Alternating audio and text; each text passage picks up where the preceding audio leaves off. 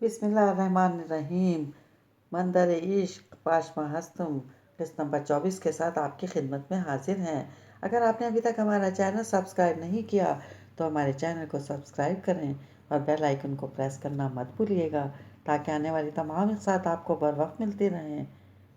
Novel कैसा लग रहा है इस बारे में अपनी राय का इजहार ज़रूर कीजिएगा। शुक्रिया।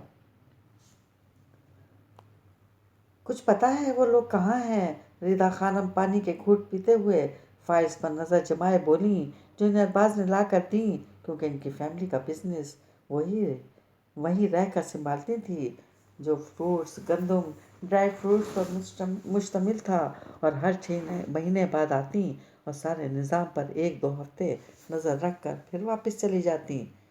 इन भाई सुना है एम्स्टर्डम में हैं, शायद इन्हें भी ले गए हों। वो इनके सामने बैठते हुए दीन के बारे में बता रहा था। अच्छा, बात करने की कोशिश करो इससे। अगर राब्ता होता है तो मेरी इससे बात करवाओ।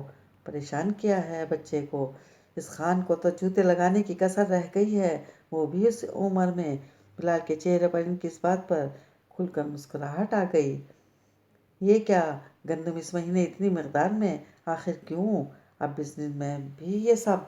इनके माथे पर बल आए और सख्त से अरबाज की तरफ देखते हुए कहने लगी, पता है माँ तेरे बुजुर्ग, गंदम वाले की जिम्मेदारी ताया की थी, और अगर हादी भाई जिंदा होते तो ड्यूस का भी मसला ना होता और ना ही गंदम के एक्सपोर्ट्स में गड़बड़ होती। वो गड़बड़ा कर बोला, समझ सकती हूँ, लेकिन ये बड़े इस चक्रों में ना पड़ते तो आज गरीबों के रिस्क में कमी ना आती। खैर, अरबाज, उसामा क्या कर रहा है और कहाँ है? वो फाइल्स पर नज़र जमाकर कुर्सी पे आराम से टेक लगाकर बोली, मादरे बुजुर्ग, उसामा भाई की यूनी में कोई काम है तो वो कुछ दिन शहर में रहेंगे। ठीक है, दीन का पता करो। और तुम क्यों खड़े हो बैठो चंदा। वो प्यार से अपने पोते को देखते हुए बोली। वो मुस्कुरा कर इनके सामने बैठ गया।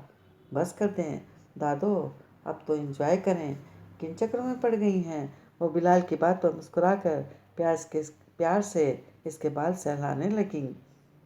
ये डफर कुछ नहीं कर सकते, मुझे ही करना पड़ता है बस।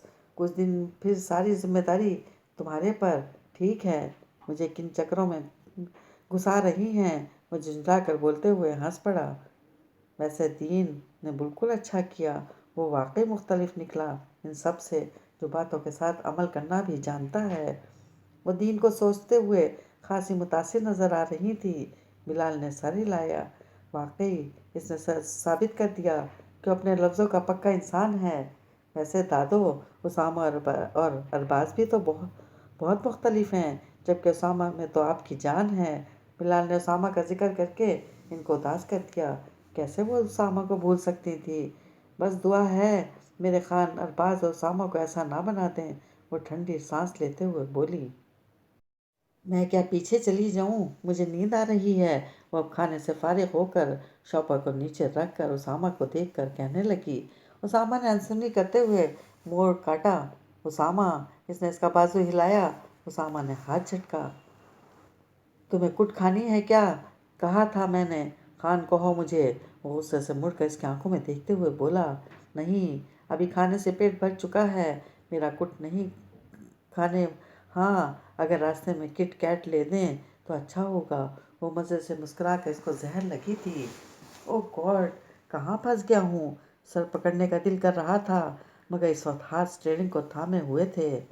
आपको इन गंदे अंकल की बात नहीं सुननी चाहिए थी। देखा, आप भी परेशान हो गए। इसलिए कहते हैं बड़ों की फजूल बात नहीं माननी चाहिए। वो टिशू से हाथ साफ करके आराम से अपनी ही लगी हुई थी। उसामा ने उल्टे हाथ से इसका बाजू अपनी गिरफ्त में लिया और तकरीबन धाड़ा।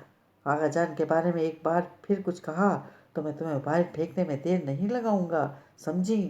तो फिर मैं अरशद भाई, घूर कर जवाब दिया गया। टू हेल अरशद, मैं किसी से नहीं डरता। वो वाकई ख़तरनाक लग रहा था। 1 मिनट के लिए तो सुबह भी कांप उठी, मगर वो क्यों डरे? अल्लाह है ना इसके साथ, अम्मी ने कहा था। तो ख़ुद को मुतमईन किया और एकदम उसामा का फ़ोन बज उठा। इसको ज़ोर से छोड़ा कि सुबह का सर ज़ोर से शीशे में लगा। उफ, इसने अपने सर को थाम कर मुड़कर घूरते उसामा को देखा और अपने दांत ज़ोर से भींचे। क्या है? اور اولاد کو فون دے کر اپنی آواز میں ناگواری کو بھی نہ چھپا سکا۔ بندہ سلام کا جواب دے دیتا ہے، ارباز نرمی سے بولا، السلام علیکم، کہو کیا کہنا ہے۔ اس کی نرمی پر وہ تھوڑا سا شرمندہ ہوا، مگر لہجے کو ہنوز برقرار رکھا۔ مادر بزرگ آ گئی ہیں۔ اوہ، چونکا، کس بات پر؟ بس صبح صبح۔ اچھا۔ ماحول پر سختی چھا گئی۔ آپ کتنے چالاک ہیں، بھاگ آئے، میرا تو برا حال ہو گیا۔ اف، دنیا جہان کے کام میرے سر پہ آ گئے۔ بھائی مجھے نکالیں یہاں سے۔ میں کون سا سکون میں ہوں، میرے سر پہ یہ آفت آ ٹپکی جو ڈرتی بھی نہیں ہے۔ کب تک آئیں گے؟ وہ منمنایا۔ آج ہی تو گیا ہوں، ہفتے تک آؤں گا، رکھو اپنا خیال رکھنا۔ ہائے بھائی کتنے ظالم ہیں۔ رکھتا ہوں۔ کس کا فون تھا؟ وہ ٹانگیں اوپر کر کے اسے دیکھنے لگی اور پونی اتار دی۔ اسامہ نے دیکھا کہ لمبے بال پورے آبشار کی طرح پھیل گئے تھے۔ اس نے ایک نظر انہیں دیکھا اور پھر بولا، تمہیں میں نے کیا کہا تھا؟ سختی دوبارہ لہجے میں آ گئی تھی۔ آپ نے جو بھی کہا تھا اسامہ، مگر مجھے واش روم جانا ہے۔ اسامہ نے جبڑے بھینچ لیے اور پھر اس کو دیکھا جو آئی پوڈ پر نظر جما رہی تھی۔ اسامہ نے اسے فوراً کھینچا اور اپنی جیب میں رکھا۔ میرا آئی پوڈ! وہ چلائی، منہ بند رکھو اپنا۔ میں اگر تمہیں کچھ نہیں کہہ رہا تو اس کا مطلب یہ نہیں ہے کہ تم میری خاموشی کا ناجائز فائدہ اٹھاؤ۔ وہ سرخ آنکھوں سے اسے دیکھنے لگا۔ صبح کی آنکھیں نمکین پانیوں سے بھر گئیں۔ میرا آئی پوڈ دو، وہ غصے سے بولی تھی۔ اس کی کوئی چیز چھینتا تھا تو اسے بہت غصہ آتا تھا۔ تم تمیز سے بات کرو، وہ دھاڑا۔ نہیں کروں گی، آپ میرے پاپا نہیں لگے ہوئے جو آپ سے تمیز سے بات کروں۔ شوہر ہوں میں تمہارا، اور اگر ایک اور لفظ بولا تو زبان کاٹ کے رکھ دوں گا۔ کاٹ کے دکھائیں، ایک تو کچھ ہوتا نہیں ہے، بڑی بڑی باتیں کرنے لگ جاتے ہیں۔ وہ بھی کہاں رکنے والی تھی، تو میں بتاتا ہوں۔ مٹھیاں بھیج گئیں۔ بعد میں بتائیے گا پلیز، میرا آئی پوڈ دے دیں۔ وہ ہاتھ آگے کر کے اسے بولی۔ اس کے چہرے سے پتہ لگ رہا تھا اگر وہ نہیں دے گا تو اس کے بال کھینچنے میں ایک سیکنڈ بھی نہیں لگائے گی۔ تم بھول رہی ہو کہ تم کس چیز کے لیے میرے پاس لائی گئی ہو۔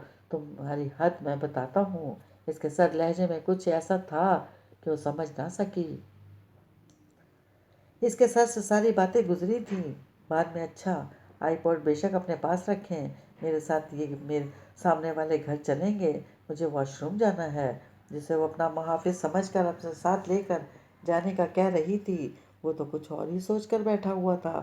اس لڑکی نے واقعی حد کر دی تھی اور وہ اسے اپنی حد بتائے گا۔ سمرن سو نہیں سکی تھی۔ وہ جاگ کر اللہ کی عبادت میں مشغول ہو گئی، کیونکہ دل کا بوجھ جو اللہ کی بارگاہ میں ہلکا ہوتا ہے وہ کہیں بھی نہیں ہو سکتا۔ وہ بیٹھی اب سلام پھیر کر اپنی بہن کے لیے دعا کر رہی تھی۔ وہ جانتی تھی صلاح الدین صحیح کہہ رہا ہے، مگر پھر بھی اس کا دل بے چین تھا۔ وہ اپنی معصوم گڑیا کے لیے تو سب کچھ سہ رہی تھی، ورنہ وہ اپنے اوپر کسی کی سخت نگاہ نہیں برداشت کرتی تھی۔ کجا کے مار، مگر قربانی دینی پڑتی ہے، بے شک اس میں آپ فنا کیوں نہ ہو جائیں۔ اللہ میری بہن اور میری فیملی کو اپنے حفظ و امان میں رکھنا۔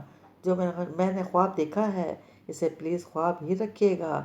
میں سب کچھ برداشت کر سکتی ہوں اللہ، مگر میری بہن یہ کھروچ نہیں۔ اس کی خاطر تو اپنا سب کچھ داؤ پہ لگا دیا تھا۔ میری قربانی رائے گاہ مت کیجیے گا پلیز۔ اسے ہر قسم کی شیطانی نگاہوں سے محفوظ رکھنا، آمین۔ وہ گھبرائی ہوئی آواز میں کہہ کر سجدے میں جھک گئی، اور اس کی یہ دعا عرش تک پہنچ گئی تھی۔ اور بے شک اللہ کو اپنے بندے کے آنسو پسند ہیں۔